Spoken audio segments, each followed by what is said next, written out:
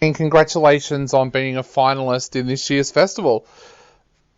Thank you. Thank you very much. Yeah, it's great. I'm really excited about it all. So tell us a little bit about where this idea first came about for this documentary. How did you first find out about human suspension?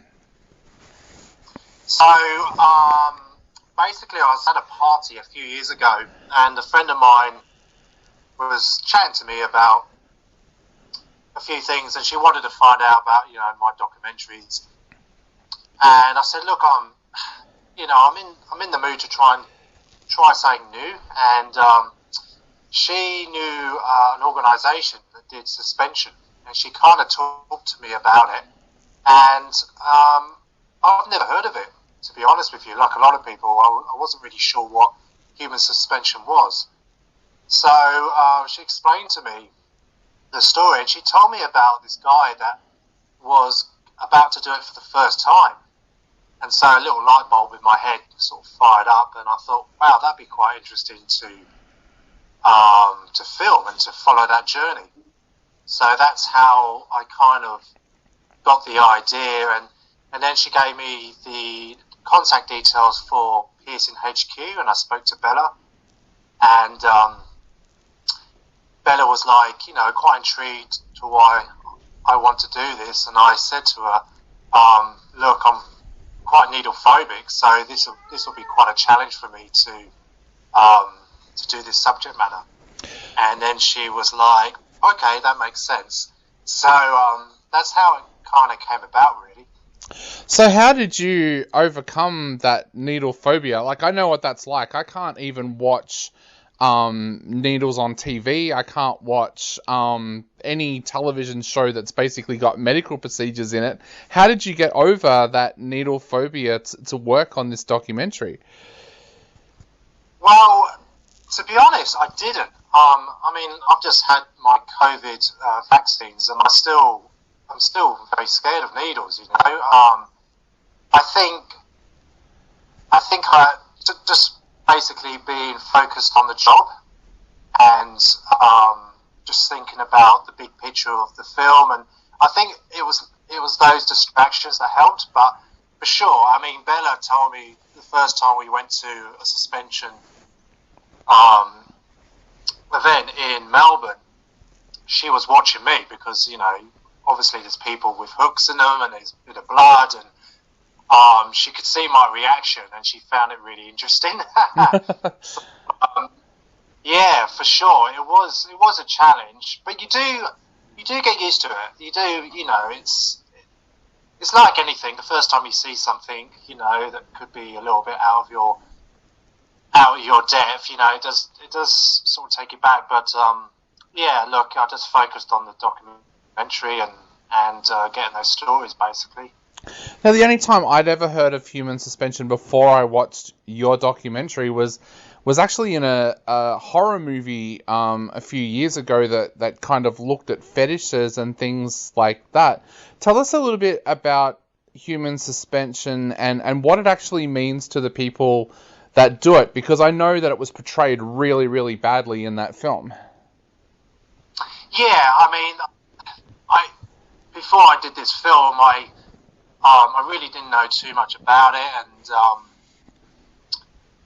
I kind of went in there thinking that people did suspensions sort of like adrenaline junkies, like people that wanted to experience sort of like high levels of endorphin, and I guess in my head it was like maybe people similar to like bungee jumping and all that kind of thing.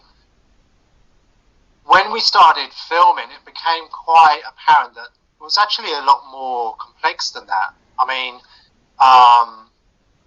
Quite a few people, not everyone, but quite a few people do suspension for mental health. And the endorphins that they experience when they're hanging from hooks basically makes them feel better. It's it's like a pain, pleasure kind of release for some of the people, and so that was really like, oh wow, okay, I wasn't expecting that. The other thing as well was how close knit the community is, the suspension community, and how supportive they are for each other. Like, it's a very huggy sort of supportive kind of community, you know. And I mean, that's why I love documentaries, because you go into something, but sometimes it will take you to a different direction, and you think, oh, okay, this is cool.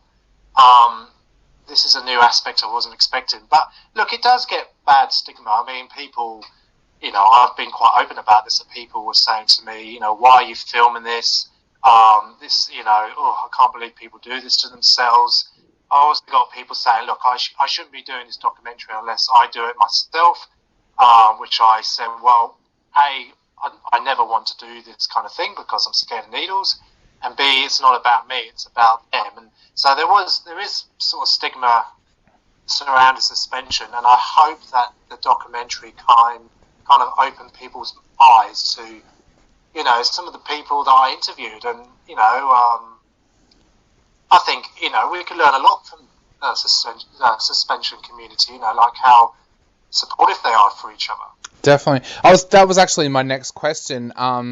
Was it difficult for you to find people in the suspension community that wanted to be interviewed and videoed because of that stigma, or were they quite open to actually showing everybody what human suspension is really about?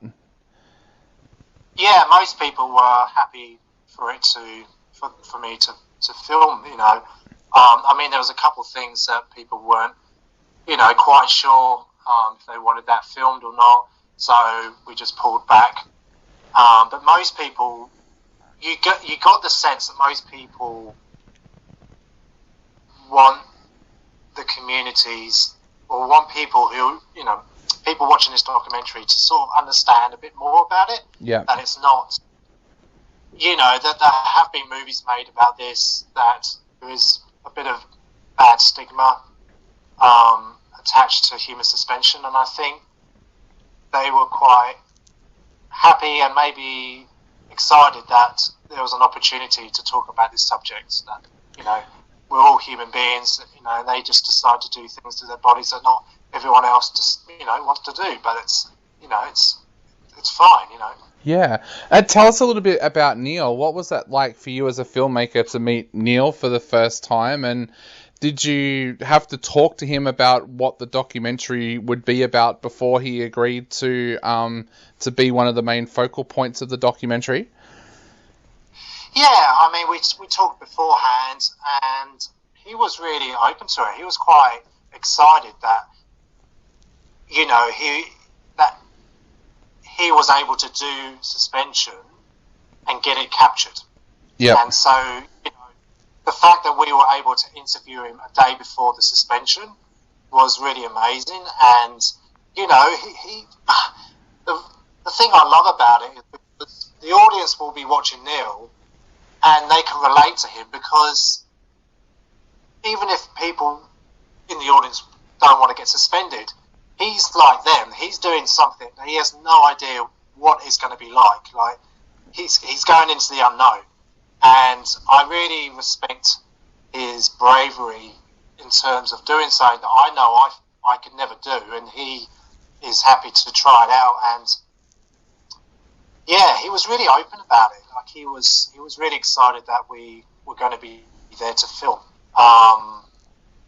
And, you know, there was nerves, you know, there was definitely, you know, that sort of going into saying, not knowing what it's going to be like, I think came across quite strongly. And Matt, I know a lot of people out there are going to want to watch this documentary that might not have had a chance to see it at the film festival. So is there going to be a life for this documentary outside of the festival? What's your plans after all of this?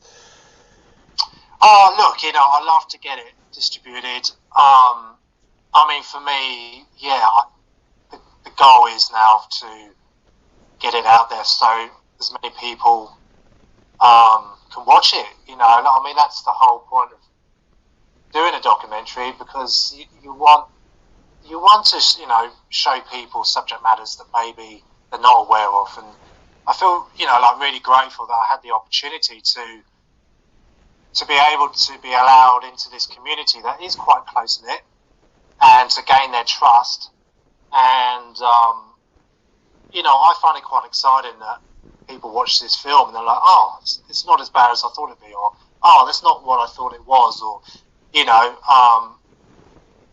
for me, the most stressful part of the editing aspect was to make sure I didn't push the line too much. I want people to watch this film all the way through and go, yep, that's about enough of suspension. I get it, I understand it. That was probably the biggest challenge. But yeah, awesome. It'll be somewhere on some platform for sure. Yeah. So to finish off, what would you like to say to people out there before they sit down and watch the documentary?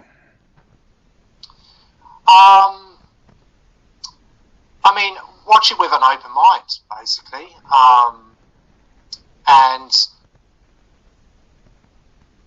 I think just remember that these people are just people that decide to do things to their bodies that not everyone wants to do, but they are a good bunch of people and